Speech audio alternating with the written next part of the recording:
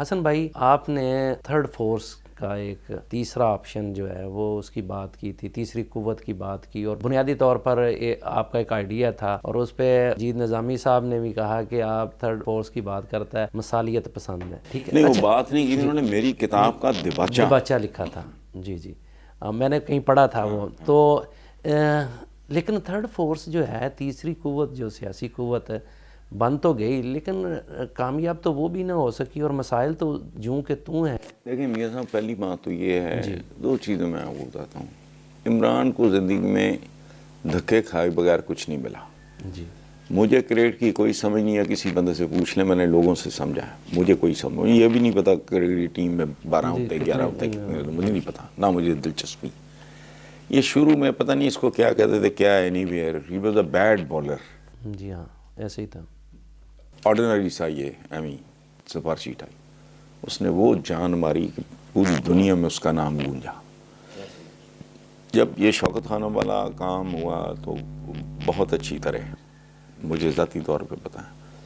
اس کے کزن تھے، پتہ نہیں کیا برقی ڈاکٹر پاگل، وہ میٹنگیں ڈاکٹر سے کی. انہوں نے کہا جی کینسر ہاسپٹل وائبل ہی نہیں ہے، ہاسپٹل بناؤ اس کا ایک حصہ کینسر کے لیے کر دو، پورا کینسر وائبل نہیں. باز نہیں آیا. اب 3 کھڑے ہیں، نمل یونیورسٹی، اچھا پی ٹی آئی بھی اس نے بنائی، اس کو تو موقع ہی نہیں ملا. بڑی بڑی چھکیں ماری ہیں. اگر آپ کو یاد ہو، اقتدار میں تھی پی ٹی آئی 1 سال 2-4 مہینے، میں نے ٹھوک کے مخالف. ہاں ایسے ہی تھا. میں نے بلکہ میرا جملہ یاد ہے، وہ کوٹ کیا لوگوں نے، جی یہ روف کلاسرا اور جاوید چودھری وغیرہ نے، کہ یار ہم حیران رہ گئے ہیں پڑھ کے. تو میں نے لکھا کہ لعنت ہو مجھ پہ کہ میں ان کو سپورٹ کرتا رہا ہوں، یہ ڈیلیوری نہیں کر رہا ہے، ان کی ٹیم گھٹیا ہے وغیرہ وغیرہ. ٹھیک ہے، لیکن بندہ سیکھتا ہے حماقتوں ٹھوکروں سے. وہی میں نے کہا نا کہ فوکسڈ ہونا، ہارڈ ورک، کمیٹڈ ہونا، یہ وہ تو اوور نائٹ تو نہیں. صحیح. باقی وہ چل رہا ہے.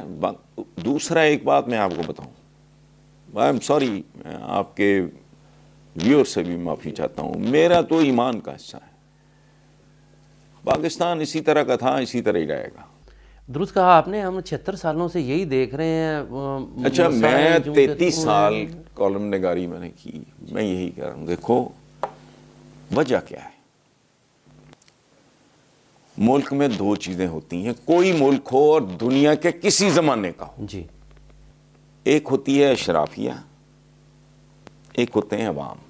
ایک رولرس ہوتے ہی ہیں نا ہر جگہ، عوام بھی ہوتے ہیں، تبھی ملک ہوتا ہے نا. ورنہ پاکستان تو بڑے تو صحرا بھی موجود ہیں، یہ تو کوئی بات نہیں نا. کئی ملک ہیں جو بالکل ہی اتنے ہیں. ملک جہاں عوام ہو. پاکستان کا سب سے بڑا پرابلم یہ ہے کہ یہاں کی اشرافیہ بہت گھٹیا اور غلیظ اور 3rd کلاس ہے.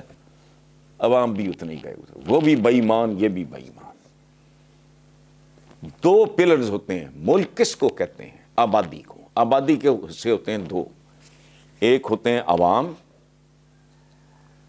ایک ہوتے ہیں جو رولنگ. حتیٰ کہ ہمارے آقا سے بڑھ کے ہیومن ہسٹری میں کوئی انسان، میں اس لیے نہیں کہ مسلمان، میں ہندو ہوتا اور میں نے سیرت پہ اتنی کتابیں پڑھی ہوتی ہیں، حضور پہ پڑھی ہوتی ہیں، تو میں یہی بات کرتا، میں اپنا مذہب نہ بدلتا.